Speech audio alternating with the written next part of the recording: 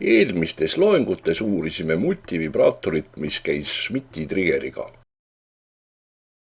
Sellest loengust alates tegeleme multivibraatoriga, mis käib spetsiaalselt selleks ette nähtud mikroskeemiga, mida nimetatakse 555.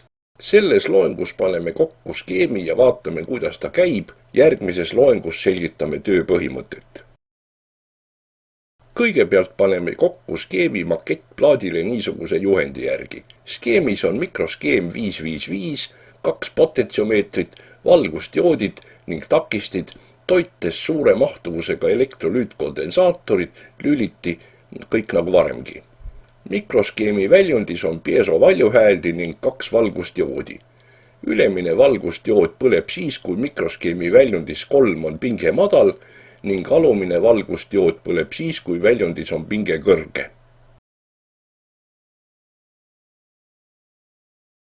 Algul paneme kondensaatoriks C elektrolüütkondensaatori, näiteks 100 mikrofaradit.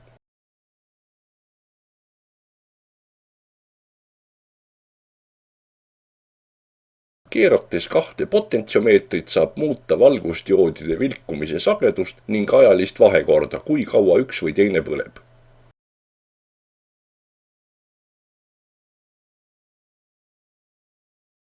Kui multivibraatori sagedus on madal, siis iga kord, kui valgusdioodid ümber lülituvad, teeb piesovaljuhääldi klõps.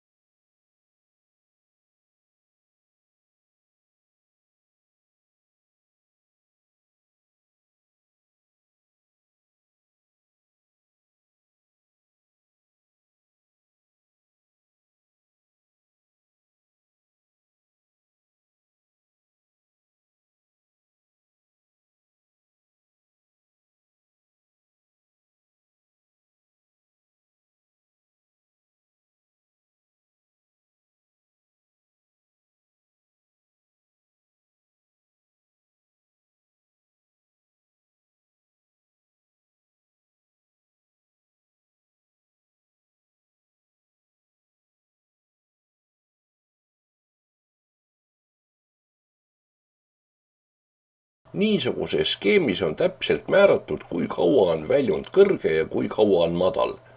Takistid R1 ja R2 ning kondensaator C moodustavad meile juba tuttava RC ahela. Kondensaator laadub läbi takistite R1 ja R2, aga tühjeneb ainult läbi takisti R2. Multivibraatori sagedus on määratud 2 takistiga ning 1 kondensaatoriga. Täpsemalt seletame järgmises loengus.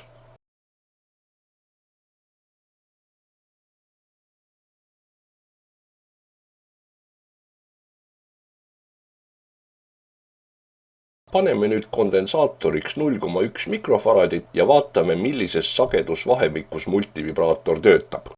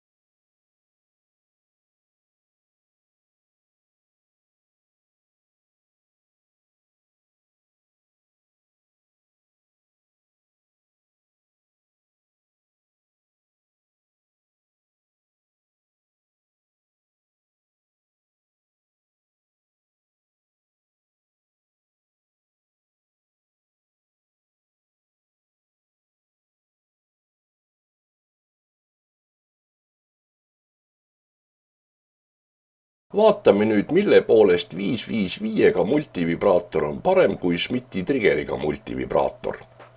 Esiteks väljundvool. Tähis 555 on terve hulga erineva tehnoloogiaga valmistatud mikroskeemide üldnimetus. Nii toitepinge piirid kui lubatud väljundvool sõltuvad tehnoloogiast. Minul on mikroskeem NE555. Selle väljundvoolu tugevus on 200 milliamprit. See on märkimisväärne voolutugevus.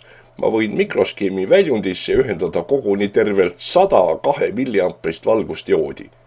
Aga enne ühendama hakkamist tuleb kindlasti mikroskeemi andmelehelt üle kontrollida. Eelmistes loengutes rõhutasime, et Schmidti trigeriga multivibraatori sagedus sõltub toitepingest. Mikroskeemi 555 multivibraatori sagedus ei sõltu toitepingest. Nagu näeme, üheski valemis ei sisaldu toitepinge U. Seda on lihtne järele kontrollida. Algul on patarei 9 volti, ma sean sageduseks 4 kHz.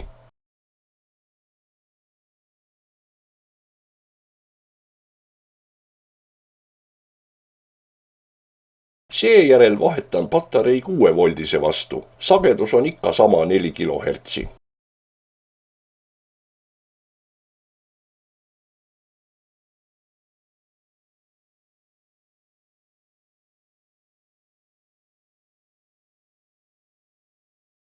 Mis võib valesti minna? Siin on niisugune omapärane skeemi osa, takisti ning potentsiomeeter jadamisi. Kas ei võiks takisti ära võtta ning jätta alles ainult potentsiomeetri? Vastus on, et põhimõtteliselt muidugi võib, aga siis ei tohi potentsiomeetrit keerata ühte serva.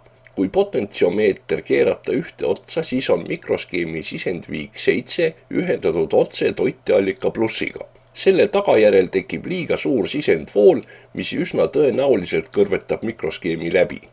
Lihtsam on kasutada takistit, mis hoiab mikroskeemi juhusliku potentsiomeetri keeramise eest. Aga takisti R1 väärtus koosneb potentsiomeetri ja selle takisti takistuse summast.